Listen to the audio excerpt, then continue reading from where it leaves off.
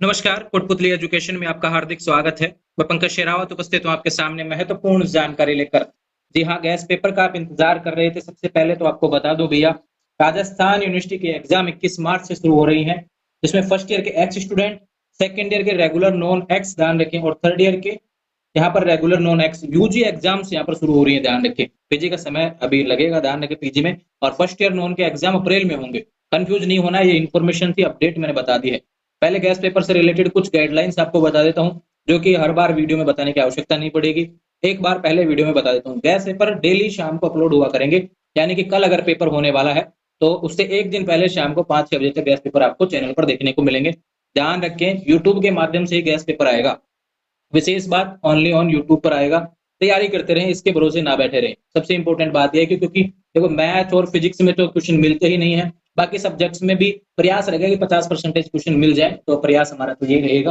पिछले क्वेश्चन 5 साल के, उस हिसाब से आपको एनालिसिस करके यहाँ पर गैस पेपर डाले जाएंगे। लेकिन केवल इसके भरोसे रहना ये बेवकूफी होगी, इसलिए कह रहा हूँ। इसको पढ़ने के बाद में, यानी कि आप पूरी तैयारी कर लें, उसके बाद में गैस पेपर को देखें कि आपने जो पढ़ा है उसमें से भी कोई इंपॉर्टेंट क्वेश्चन बनाया है, नहीं बनाया तो बहुत अच्छी बात है कि आपको जो पढ़ा है वो बेस्ट होने वाला है। ठीक है, अगर गैस पेपर में मिलता है तो उसको ज्यादा पढ़ लेना। ठीक है, ये बात हो गई। और समय प्रबंध की बात कर लेता हूँ। देखो, अब डेली यहाँ पर 10 से 15 मिनट का वीडियो बनेगा, तो यहाँ पर अब आपके 15 मिनट खराब भी होंगे। उसके लिए मैंने क्या मैनेज किया है, देखो सबसे इंपॉर्टेंट बात यह है कि वीडियो के डिस्क्रिप्शन में, अब देखो डेली 4 से 5 पेपर होने वाले हैं। अब किसी का मान लो कि मैं 15वें मिनट में बता रहा हूँ किसी का पेपर, तो उसके लिए हमने क्या व्यवस्था की है कि डिस्क्रिप्शन में हम लिख देंगे कि भैया, मान लो कि फर्स्ट ईयर का पेपर है किसी का, एक्स स्टूडेंट का फिजिक्स का पेपर है मान लो, सपोज दैट, तो उसको हम डिस्क्रिप्शन में लिख देंगे कि भाई इतने मिनट से इतने मिनट तक का पेपर, इसके बारे में बताया गया गैस पेपर। तो आपका समय बचेगा, इतना प्रयास मेरा होने वाला है। बात करते हैं यहाँ पर अपडेट्स के लिए, राजस्थान यूनिवर्सिटी के गैस पेपर जो कि 21 मार्च को होने वाले हैं। आज 20 मार्च को यहाँ पर अपलोड हो रहे हैं। बात करता हूँ यहाँ पर थर्ड ईयर का। देखो, सबसे पहले थर्ड ईयर के पेपर अपलोड होंगे, उसके बाद में फर्स्ट ईयर के, और उसके बाद में सेकंड ईयर के। कारण क्या रहेगा उसकी बात बता देता हूँ। जैसे डेट्स में क्या होता है कि सुबह 7 बजे फाइनल का पेपर होता है, सबसे पहले उसका अपलोड होगा, उसी में वीडियो में सबसे पहले उसको लिया जाएगा। बात करें सेकंड नंबर पे, तो यहाँ पर क्या है कि 11 बजे होता है फर्स्ट ईयर एक्स का होगा। और बात करें बाकी के लिए 3 से 6 वाले में सेकंड ईयर का, तो अंत अंत में उसको लिया जाएगा। ये चीजें भी मैंने आज के वीडियो में बता दी हैं। आने वाले समय में हर वीडियो में बताने की आवश्यकता नहीं पड़ेगी। आने वाले समय में आपको गैस पेपर ही मिलेंगे सीधे वीडियो के माध्यम से। बात करते हैं यहाँ पर Rajasthan university BSc part 3 botany first का पेपर होने वाला है। पहले यूनिट में क्वेश्चन लिख लीजिए भैया, जटिल उत्तक क्या है, फ्लोएम के विभिन्न भागों का वर्णन कीजिए और उनके कार्य बताइए। एक बात और बता देता हूँ, हिंदी मीडियम में ही पेपर अवेलेबल करवा पाऊंगा, इंग्लिश मीडियम नहीं बता पाऊंगा। इसलिए वीडियो देखें, जो बोल रहा हूँ उसको लिख लेना, इसको स्क्रीनशॉट लेना, जो करना है ध्यान रखें, और उसके बाद में आप इंग्लिश में ट्रांसलेट कर लेना अगर इंग्लिश मीडियम से है तो। नहीं तो हिंदी मीडियम में बहुत अच्छे से आपको समझ में आ जाएगा। जो बोल रहा हूँ उसको समझ लेना बस। जटिल उत्तक क्या है, फ्लोएम के विभिन्न भागों का वर्णन कीजिए और उनके कार्य बताइए। पहला क्वेश्चन ये है, बीएससी पार्ट 3 बोटनी का ना। दूसरा बात करें, एक आवर्त बीजी पादप की प्रारूपिक वृद्धि प्रलेख लिखिए। तीसरे क्वेश्चन की बात करते हैं, यहाँ पर टिप्पणी है, ध्यान रखें। संधि ताक्षी शाखन क्या है और श्रावी उत्तक क्या है। यूनिट सेकंड की बात करते हैं, द्वितीयक वर्दी क्या होती है, पहला क्वेश्चन लिया है हमने इसमें। असामान्य व असंगत वर्दी को चित्रों की सहायता से समझाइए। साल्वाडोरा विग्नोविया, ध्यान रखें।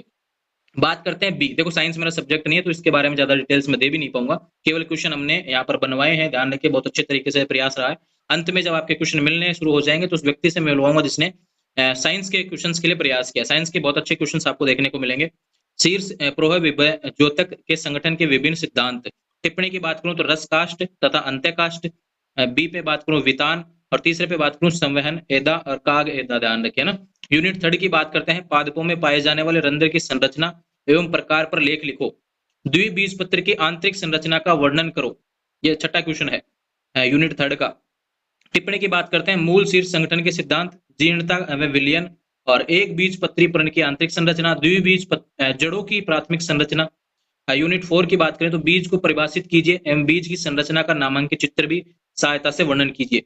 क्वेश्चन है, द्विबीज पत्रों के पत्री बीजों की संरचना का वर्णन करो। एक अगला क्वेश्चन है, ध्यान रखें, टिप्पणी है जिसमें बीज प्रकीर्णन व महत्व, अध्यारोपण, बीज प्रसुप्ति व सूक्ष्म प्रवर्धन। ध्यान रखिए, ये क्वेश्चंस थे। All the best. आपको उम्मीद है कि यहाँ पर सारे क्वेश्चन आपके मिलने चाहिए। मेरा प्रयास ऐसा रहेगा, जो भी मिले बेहतर तरीके से आपको करना है। नहीं आता है तो भी करके आना है, खाली नहीं छोड़ना है। सीधे चलते हैं बीएससी पार्ट 3 फिजिक्स के पेपर में। देखो, मैंने पहले कहा फिजिक्स के गैस पेपर और मैथ के गैस पेपर में संभावना 0 के बराबर है, ध्यान रखिए। यहाँ पे क्वेश्चन बहुत कम चांस रहेंगे। यहाँ पे इतना समय लग चुका है, मैंने प्रीवियस ईयर देखे, कोई क्वेश्चन तो बार बार रिपीट हो रहा है, कोई क्वेश्चन कभी आया ही नहीं, तो यहाँ पे बहुत समस्या है। एरन फेस्ट प्रमेय देखो पिछली बार आई थी, इस बार भी मैंने लिख दिया क्योंकि ये उससे पहले भी लगातार आ रही है, इसलिए मैंने लिख दिया। ठीक है, यूनिट फर्स्ट की बात करते हैं। एरन फेस्ट प्रमेय का कथन लिखें। बी है भैया प्रसामान्यीकृत फलन व लांबिक फलन। सी की बात करूं तो यहाँ पर हर्मिटी संकारक परिभाषा, प्रत्याशा मान क्या होते हैं, क्रॉम्पटन प्रभाव की व्याख्या। मैं बोल रहा हूं, उस बोलने पे समझा, राइटिंग समझ में नहीं आती है। ठीक है, डेविसन जर्मर प्रयोग को विस्तार से समझाते हुए डी ब्रोगली परिकल्पना को स्पष्ट कीजिए। डेविसन जर्मर प्रयोग को विस्तार से समझाते हुए डी ब्रोगली परिकल्पना को स्पष्ट करें। अगला क्वेश्चन है प्रकाश विद्युत विभव क्या है, चिरसम सिद्धांत किस प्रकार सफल रहा। प्रकाश विद्युत विभव क्या है, चिरसम सिद्धांत किस प्रकार सफल रहा। वीडियो को बीच बीच में काट काट के देखेंगे तो कंफ्यूज हो जाएंगे, इसलिए कह रहा हूं अपने क्लास के टाइमिंग के हिसाब से मात्र 3 से 4 मिनट आपको एक गैस पेपर में लगेगा। पूरा समय खराब नहीं करना पूरा वीडियो देखने के लिए, जो क्लास का दिया है डिस्क्रिप्शन में देख लिया करें, है ना। यूनिट सेकंड की बात करते हैं। प्रायिकता घनत्व की व्याख्या करो। स्थायी अवस्था हल ध्यान रखें, इसे क्या क्या होता है। विभव सोपान, विभव अवबाधा एवं विभव कूप को समझाइए। सुरंग प्रभाव क्या होता है, अल्फा 6 की सुरंग प्रभाव के उदाहरण के रूप में व्याख्या करो। सुरंग प्रभाव क्या होता है, अल्फा 6 की सुरंग प्रभाव के उदाहरण के रूप में व्याख्या करो। अगला क्वेश्चन है क्वांटम यांत्रिकी के लिए मूल अभिग्रहित लिखिए। क्वांटम यांत्रिकी के लिए मूल अभिग्रहित लिखिए। यूनिट थर्ड की बात करते हैं। सम्मित में प्रतिसम्मित फलनों की व्याख्या करो।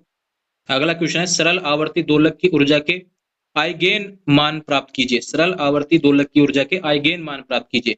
बोर के संगतता सिद्धांत को समझाइए। सिद्ध कीजिए कि एकल इलेक्ट्रॉनिक परमाणु तंत्र में इलेक्ट्रॉन का कक्षीय कोणीय संवेग क्वांटीकृत होता है। सिद्ध कीजिए कि एकल इलेक्ट्रॉनिक परमाणु तंत्र में इलेक्ट्रॉन का कक्षीय कोणीय वेग क्वांटीकृत होता है। यूनिट फोर्थ है स्टार्क प्रभाव को समझाइए। एक इसमें है स्टर्न गलेर्क प्रयोग का विस्तार से वर्णन करो। स्टार्क प्रभाव और स्टर्न गलेर्क प्रयोग। और सी है चैन नियम, सिलेक्शन प्रोसेस क्या होता है, ध्यान रखिए, सिलेक्शन रूल, उसके बारे में समझाइए। अगला क्वेश्चन है एक दृढ़ घूर्णी क्या है। एक दृढ़ घूर्णी क्या है, इसके ऊर्जा आइगेन मान व आइगेन फलनों की व्याख्या करें। हाइड्रोजन स्पेक्ट्रम व एसपीडीएफ अवस्थाओं को समझाइए। अगला चलते हैं भैया बीकॉम पार्ट सेकंड। एबीएसटी का पेपर यहाँ पर होने वाला है। ध्यान रखिए, एबीएसटी की बात करते हैं, बीकॉम पार्ट सेकंड यहाँ पर है। 21 मार्च को इसका पेपर होने वाला है। क्वेश्चन है गत वर्ष से अर्जित की गई आय पर निर्धारण वर्ष से कर लगता है, इस नियम को समझाइए, इसके अपवाद बताइए। देखो बीकॉम में क्वेश्चन मिलने के पूरे पूरे चांस है। यहाँ पे 80% तक पेपर मिल जाए बहुत अच्छी बात है, नहीं मिले तो जितना मिले वो भी अच्छी बात है ना। अगला क्वेश्चन है आय क्या है, आय निर्धारण के मूलभूत सिद्धांतों का उल्लेख करें। फिर से बोल रहा हूँ, आय क्या है, आय निर्धारण के मूलभूत सिद्धांतों का उल्लेख करो। थर्ड क्वेश्चन है कृषि आय की परिभाषा दीजिए। ऐसी आयों के उदाहरण दीजिए जो कि भूमि से तो संबंधित हो लेकिन कृषि आय से न हो। कृषि आय की परिभाषा दीजिए। ऐसी आयों के उदाहरण दीजिए जो कि भूमि से तो संबंधित हो लेकिन कृषि आय से ना हो। अगला क्वेश्चन है आयकर के लिए करदाता के निवास स्थिति का निर्धारण किस प्रकार किया जाता है। आयकर के लिए करदाता की निवास स्थिति का निर्धारण किस प्रकार किया जाता है। निवास स्थान में कर दायित्व के आपसी संबंधों को स्पष्ट करो।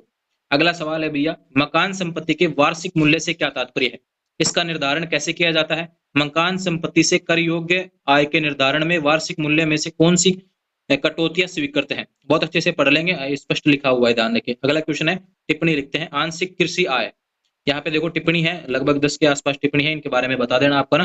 पहला है आंशिक कृषि आय, दूसरा है छोटे व्यवसाय के लिए अनुमानित आय, तीसरा है भैया टर्मिनल मूल्यह्रास और संतुलन शुल्क। टर्मिनल मूल्यह्रास और संतुलन शुल्क, जो बोल रहा हूँ इंग्लिश मीडियम वाले इसको ट्रांसलेट कर लेंगे, है ना। एक है अनवशोषित मूल्यह्रास, ध्यान रखें।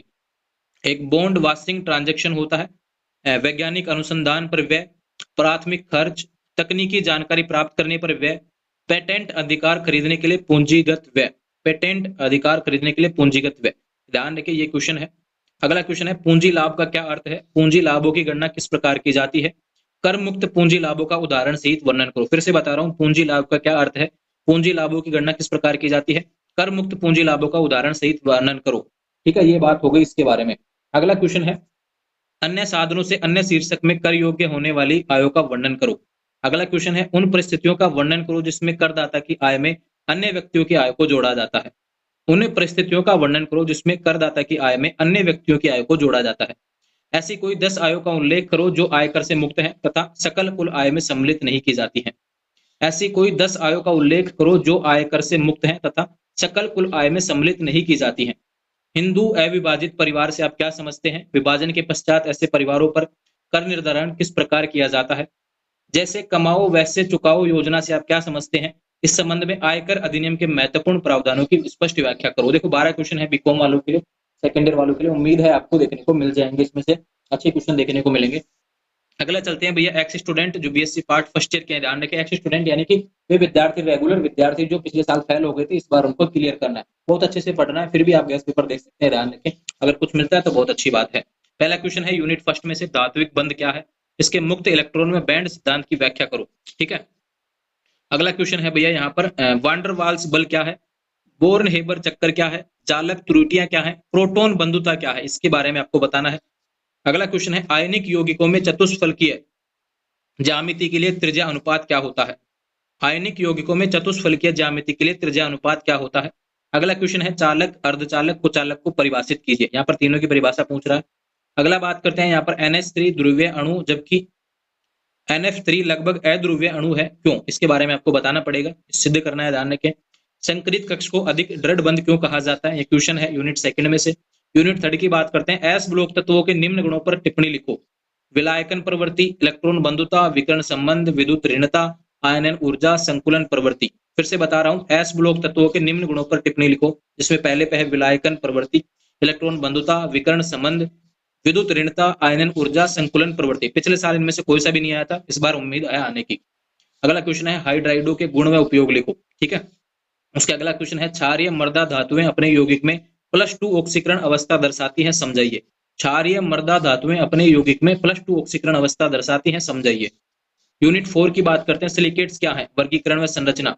कार्बाइड पर संक्षिप्त टिप्पणी लिखें, ध्यान रखें। फुलरिन के बारे में बताइए, डाइबोरेन की संरचना के बारे में बताएं, क्लेथरेट यौगिक के बारे में बताएं। यूनिट 5 की बात करते हैं, नाभिकीय में रासायनिक अभिक्रिया में अंतर क्या होता है। दर्पण नाभिक किसे कहते हैं, प्राकृतिक में कृत्रिम रेडियो एक्टिविता किसे कहते हैं, रेडियो एक्टिव विघटन किसे कहते हैं। इनको समझ लेंगे, बहुत अच्छे तरीके से आपको बताया है। समस्थानिक में संभारिक तत्वों को समझाए। देखो बहुत अच्छी बात है, अगर आपने पढ़ लिए हैं इनको तो बहुत अच्छी बात है, पहले से पढ़ लिए तो बहुत अच्छी तैयारी हो जाएगी। एक बार फिर से देख जाना गैस पेपर में, अगर आपने पढ़े हैं वो क्वेश्चन मिल रहे हैं इसमें, तो आपका बहुत अच्छी बात है, ध्यान रखिए। मैं फिर से कह रहा हूँ भैया कि गैस पेपर में समय को बहुत सीमित रखना है, अपना समय खराब नहीं करना है गैस पेपर के चक्कर में। बस इतना सा देखें, आपका जिस दिन वीडियो अपलोड हो, डेली अपलोड होंगे, जब पेपर होगा उससे एक दिन पहले शाम को अपलोड होगा 5 बजे के बाद में, ठीक है, अपलोड होगा। उसमें डिस्क्रिप्शन जरूर चेक करना है। डिस्क्रिप्शन जब चेक करेंगे तो देखेंगे भी, मैं उसमें डिटेल दे दूंगा पहले ही, ध्यान रखें, अपलोड करने से पहले उसमें लिख दूंगा, और बाकी चीजें आपको अपलोड होते ही आपको देखने को मिल जाएंगी कि भाई आपका पेपर कितने मिनट से कितने मिनट तक इसमें समझाया गया है। बस उतना सा समय आपको देना है इसको लेकर। मैं चाहता हूँ कि आप अच्छे से पढ़ें, गैस पेपर पे बाद में ध्यान दें। इसमें मिल जाए तो बहुत अच्छी बात है, केवल प्रयास है, ध्यान रखें। मुझे भी पता है इसमें ज्यादा व्यूज भी नहीं आएंगे, ज्यादा लोग देखेंगे भी नहीं, बस जो प्रयास मैं कर रहा हूँ। थोड़ा सा प्रयास मेरा ये था कि मैं टेलीग्राम पे अपलोड करने वाला था, लेकिन क्या होता है कि 4-5 घंटे मैं सुबह से बैठ के इसको तैयार कर रहा हूँ, और फिर उसके बाद में क्या है कि लोग उसको अपना तो लोगो हटा देते हैं, उसके बाद अपनी मेहनत को कोई और फायदा उठा जाता है।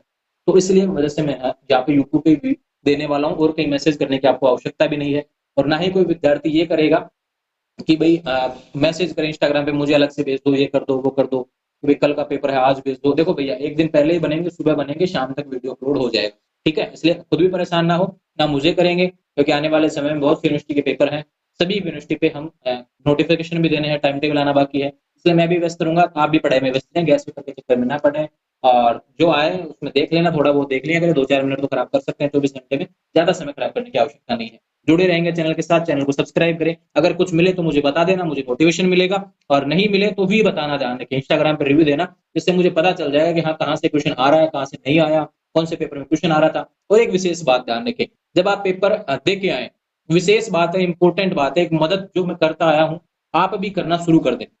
जब पेपर दे के आए आप एग्जाम में, उस पेपर को सीधे इंस्टाग्राम पे आप मुझे भेज देना, ध्यान रखें।